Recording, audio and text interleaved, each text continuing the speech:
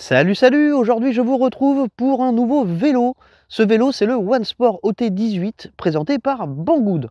Alors, qu'est-ce que c'est? C'est un vélo vraiment pas cher, un vélo budget, donc forcément des concessions à droite à gauche. Maintenant, l'idée, c'est de voir si, justement, un vélo à ce prix-là, c'est valable ou pas. Alors, particularité, le vélo que je vais vous présenter dans cette vidéo n'a pas grand-chose à voir avec celui que je vous propose d'acheter. Eh oui.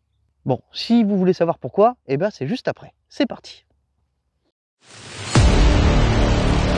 Les trottinettes électriques, impossible de leur échapper, elles sont pas toutes. Le OneSport OT18 proposé par mon sponsor habituel Banggood, c'est un petit vélo parfaitement homologué avec une batterie de 36 volts, 14,4 ampères-heure. Ça, déjà, c'est cool. Ce que je vous disais en introduction, le vélo que je vous présente ici, qui a l'air ultra simple, n'est pas le même que celui que vous allez pouvoir acheter. Pourquoi? Parce que je l'ai reçu il y a déjà longtemps et le premier retour que je leur ai fait, c'est trop cher pour ce que c'est. Ils ont revu leur copie, c'était il y a 6 mois et le vélo a évolué. Alors qu'est-ce qui va changer? Moi, celui que je vous présente, il n'y a pas de suspension à l'avant et il n'y a pas de dérailleur. Donc une seule vitesse, pas de suspension, voilà, tout sec. Celui que vous allez pouvoir acheter, vous allez retrouver les mêmes specs, mais avec une fourche hantée à l'avant et un dérailleur Shimano 7 vitesses à l'arrière. Bon!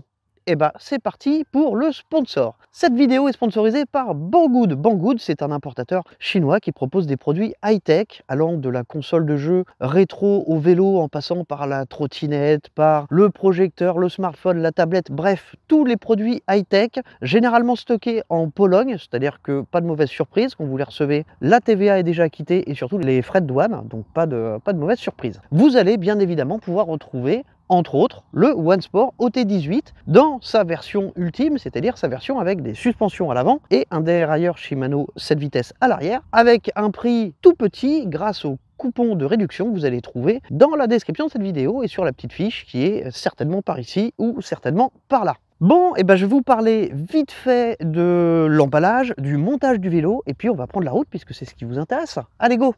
Au niveau de l'emballage, c'est correct. Encore une fois, c'est pas excellent non plus, mais c'est pas mauvais. J'ai pas eu d'accroc. Voilà, tout était bien protégé. Dans ce qui est fourni avec, on a un kit d'outils qui est pas de première fraîcheur, il est vraiment pas terrible. On a une poignée d'accélération tournante qui n'est pas montée par défaut, qui est optionnelle et que vous pouvez parfaitement installer en France puisque il rentre dans la nouvelle législation des cyclomobiles légers. Il en fait bien partie, donc la poignée est autorisée puisque le reste correspond bien à cette norme-là. Au niveau du montage, on a le cintre à monter, on a la roue avant à monter avec bien sûr l'axe de fixation rapide, la selle à mettre dans son tube. Alors c'est pas moi qui ai fait le montage, c'est ma femme, donc je me souviens pas de tout. Je crois que le porte-bagages était à monter à l'arrière et les garde-boue, rien d'insurmontable, surtout si vous avez déjà monté un vélo. Et même si vous n'avez pas monté un vélo, sachez que pour le garde-boue et le feu, c'est une vis et ça se passe par ici. Rien de compliqué. Montez le tube de cintre dans son tube.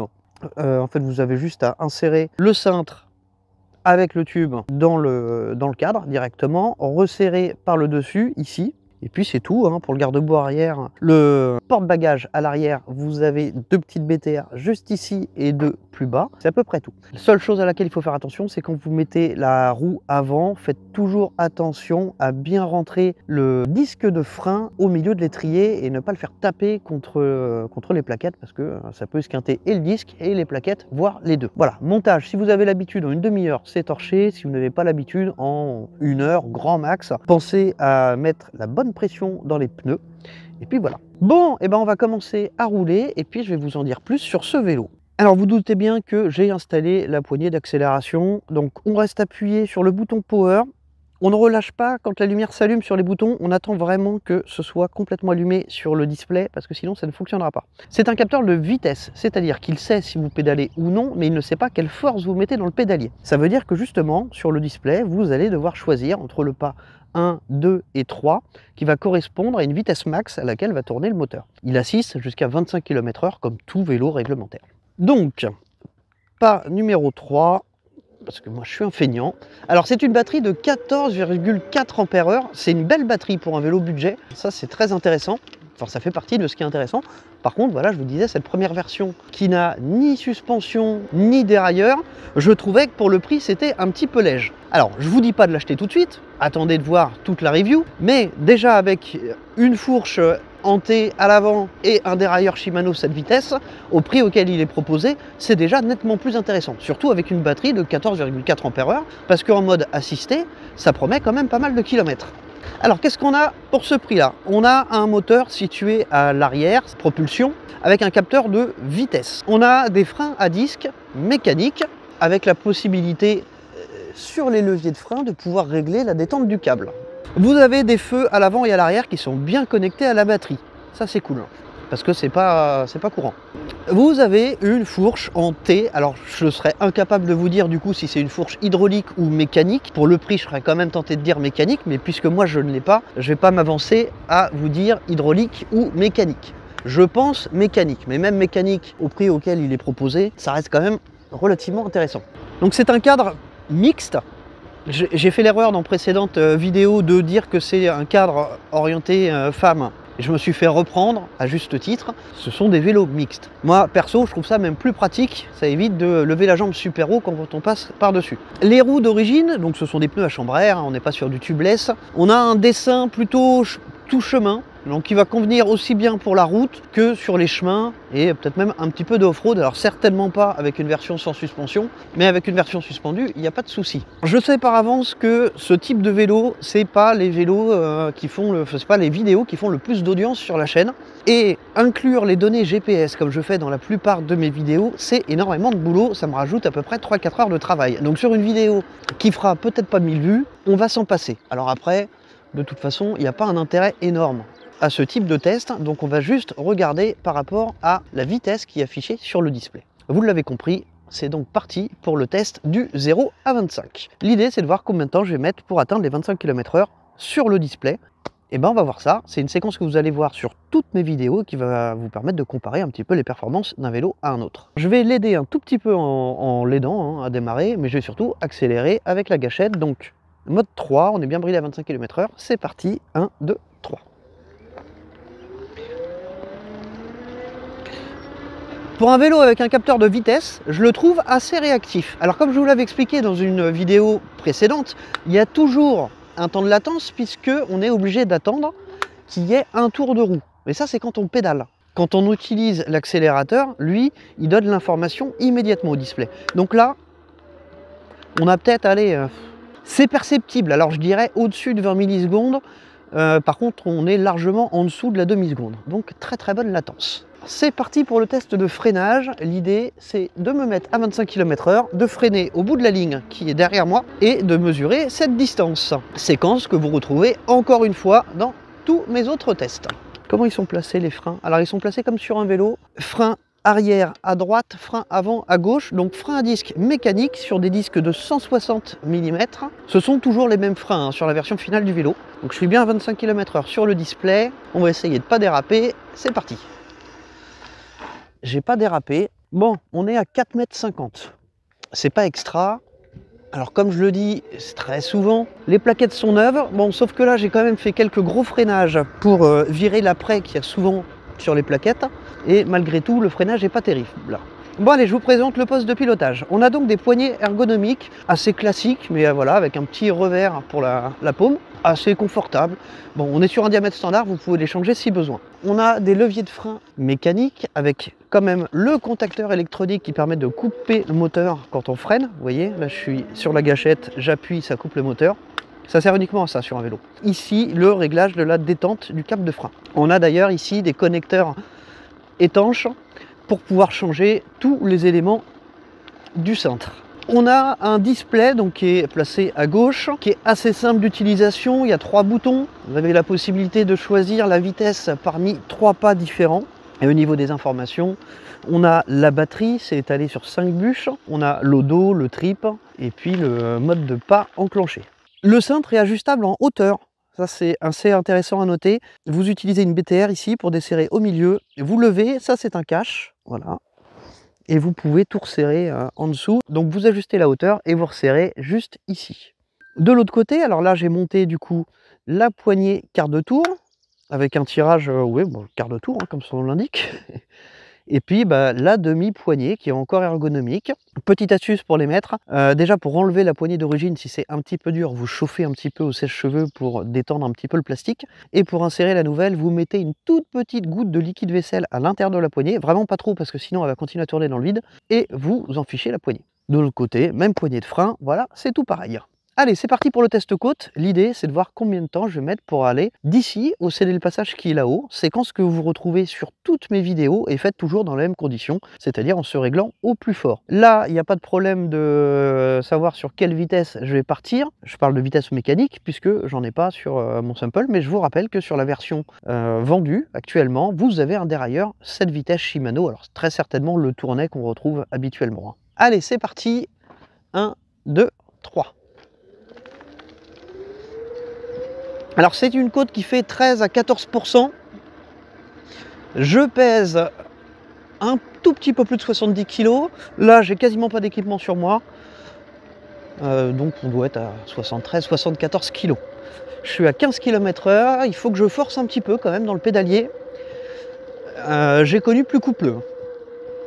Ça grimpe. J'ai pas besoin d'assister trop, mais quand même. Stop. Allez, je vais vous présenter le reste du cadre. Donc, je vous le disais, cintre ajustable en hauteur. Alors la fourche, bon là la mienne forcément est différente, donc je ne sais pas si je vais vous mettre des plombs de coupe ou pas. Sur la version commercialisée, vous avez une fourche en T, certainement mécanique, avec certainement aussi, je suis désolé de mettre autant de conditionnel, mais c'est difficile de parler d'un produit qu'on n'a pas entre les mains. Et je ne fais pas confiance à ce qu'on me dit, ni à ce que je vois sur les pages produits. Donc bon, il y a une fourche, mais j'irai pas jusqu'à dire hydraulique. On a situé sur la gauche de la roue avant le disque de frein, donc disque de 160, étrier mécanique. On a un système de verrouillage rapide pour la roue avant, donc comme son nom l'indique, vous allez pouvoir retirer la roue avant rapidement. Le garde-boue avant, il englobe plutôt bien la roue. Il est en aluminium et au niveau de sa forme, je peux vous dire qu'il fait bien le taf, puisque ce qu'il faut c'est qu'il redescende bien sur le quart arrière du pneu, et c'est bien le cas. On a un cadre en aluminium 60-61, c'est le matériau qu'on retrouve sur la plupart des vélos bon marché évidemment. Donc avec une, je sais pas comment ça s'appelle, une barre basse, voilà. Donc un dessin plutôt mixte. Au niveau de la selle, alors la selle elle est un peu rigide. Je m'en rends compte sur un test sur peu de kilomètres, et vous le savez, je reçois beaucoup de produits. Je peux malheureusement pas faire 300 km avec chaque vélo, contrairement à mon confrère Marc Électrique. D'ailleurs, je vous invite à vous abonner à sa chaîne si ce n'est pas fait, parce que c'est, selon moi, le meilleur reviewer de vélo qu'on puisse avoir en France. Voilà, donc un petit coucou à Marc au passage. Donc si je me rends compte, pour revenir sur la selle, voilà, si je me rends compte au bout de 5 km qu'elle fait mal au cul, je peux vous dire que Marc, qui fait 300 km par vélo, aura très mal au cul avec ce même vélo. À l'avant, on a un plateau de 48 dents qui est protégé encore par de l'aluminium pour éviter de se prendre le pantalon dedans. J'espère qu'ils l'ont gardé sur la version commerciale, mais je ne peux pas m'engager là-dessus. La batterie, elle est en position centrale sous la selle. Elle est amovible, bien évidemment. Vous pouvez la charger aussi bien dans le vélo qu'à l'extérieur. Pour l'extraire, il faut retirer le siège derrière. Alors vous avez une fixation, le siège. Il faut retirer la selle. Le siège. Pourquoi partir dans des mots compliqués? Vous avez aussi la possibilité d'incliner juste l'assise du siège pour sortir la batterie. Pourquoi du siège? De la selle, encore une fois. À l'arrière, vous avez donc sur la version commerciale un dérailleur tournet 7 vitesses, donc 7 pignons. Vous avez le même type de garde-boue à l'arrière, c'est-à-dire un garde-boue en aluminium qui couvre bien jusqu'à l'arrière de la roue. Vous avez un feu de position et un feu stop situé sous le porte-bagages à l'arrière, qui est bien relié à la batterie. Encore une fois, je le précise parce que c'est pas tout le temps le cas et parfois même sur des vélos bien plus chers et c'est bien dommage. Et ben je crois qu'on a fait le tour de ce vélo. J'en profite pour vous diffuser le reste des caractéristiques. Et puis on va passer aux avantages et aux inconvénients. On va commencer par les inconvénients. Alors, premier inconvénient, ça va être compliqué les inconvénients parce que forcément j'en ai moi sur mon modèle mais qui ont déjà été corrigés. Donc moi j'avais mis la fourche et l'absence de dérailleur. Mais ça c'est déjà corrigé. Il va falloir que je trouve autre chose. Je trouve que le cintre fait vraiment très cheap. Alors, j'attends pas un cintre super haut de gamme parce que ça reste un vélo budget. Mais bon, je pense qu'il y avait mieux que ça quand même. Alors, qu'est-ce que ça donne sur des chemins un peu bosselés comme ça? forcément, c'est pas terrible, mais encore une fois, ce sera différent sur votre version. Bon, on revient sur les contres. La selle, je vous le disais tout à l'heure, elle est un peu rigide. Et puis surtout, voilà, pour extraire la batterie, il va falloir faire ça et ça, c'est 2 manips. Et en plus, la serrure, voilà, je comprends pas trop le fonctionnement. Ce que je sais, c'est que tant que vous n'avez pas tourné à fond, vous n'allez pas pouvoir l'allumer. Il faut vraiment que ce soit enclenché ici. Le contrôleur, d'ailleurs, il est positionné juste sous la batterie. Hein. J'en profite pour vous le montrer. C'est la petite boîte qui est en dessous. Le freinage, il n'est pas terrible. Peut-être qu'on aurait pu rester sur du pas cher en mettant simplement des disques plus grands, des 180 mm par exemple. Je ne demande pas à passer sur de l'hydraulique sur un vélo pas cher comme celui-ci, mais des disques de 180, le freinage aurait été plus efficace. Je finis les moins sur le capteur de vitesse. Hein. Encore une fois, c'est pas les meilleurs capteurs, mais bon, c'est toujours le choix sur des vélos pas chers comme celui-ci. Allez, on passe au plus. L'équilibre du vélo, voilà, moteur à l'arrière, batterie au centre, contrôleur au centre, c'est plutôt bien équilibré. Normalement, si je le prends comme ça par la selle, voilà, il bascule un petit peu vers l'avant, mais il plonge pas non plus. Donc c'est plutôt un bon équilibre. On a un excellent rapport qualité-prix, hein, on va pas se mentir, au prix auquel il est proposé. Alors, vous le savez, je le dis pas dans la vidéo parce que c'est toujours fluctuant entre le taux de change dollar-euro. Mais on est, je crois, dans les 549 € avec le code promo. Donc ça reste quand même pas cher. J'avais oublié cet inconvénient. Là, on a une plaque encore devant pour potentiellement mettre un panier, je suppose, qui est très laide, vraiment. Bon, on revient sur les plus. Donc je vous le disais, il est bien équilibré. Pour le prix, sur la version finale, j'entends bien, avec le dérailleur et la suspension à l'avant, il est plutôt bien doté. C'est sûr qu'en l'état, c'était moins le cas. Qu'est-ce que je peux vous dire de bien encore dessus, hein? Bah, on a une batterie qui est quand même plutôt conséquente pour le prix. C'est rare d'avoir une batterie aussi importante sur un vélo aussi peu cher. Bon, bah ça fait quand même pas mal de plus. Alors si, pour finir, on a la possibilité d'avoir une poignée quart de tour. C'est maintenant autorisé par le code de la route français, j'entends bien. Donc ça, voilà, c'est un plus qui est plutôt cool. Et le vélo est plutôt réactif. Oui, j'ai oublié ça, c'est important. Le vélo est réactif. Bon, bah voilà, je pense qu'on a des performances correctes à un tout petit prix. Donc si vous avez 500-600 € de budget, que vous voulez un vélo électrique que vous pouvez utiliser tous les jours sans vous ruiner, c'est un bon choix, c'est un très bon choix, d'autant qu'il est parfaitement conforme à la législation française. Le cadre est bien gravé, la gravure elle est devant. Alors j'ai pas monté les catadioptres dans les rayons, mais ils sont bien fournis, je le précise, il y a juste à les monter forcément. Difficile de trouver mieux, alors hors vélo pliant comme celui que je vous ai présenté récemment par exemple, mais voilà, dans ces prix là, en vélo qui n'est pas pliant, bah, difficile de trouver mieux. Donc selon moi, bon vélo, très correct pour son prix. Voilà, c'est tout pour moi, je vous dis à très bientôt pour de prochaines vidéos. On va revenir un petit peu sur des trottinettes, et puis on va revenir sur des produits tech qui me plaisent beaucoup. Donc voilà, un format de review que je travaille encore actuellement parce que autres domaines, autres habitudes, et il va falloir trouver quelque chose qui va pouvoir se répéter de vidéo en vidéo, et on y arrive, je travaille sur le concept, ça va venir.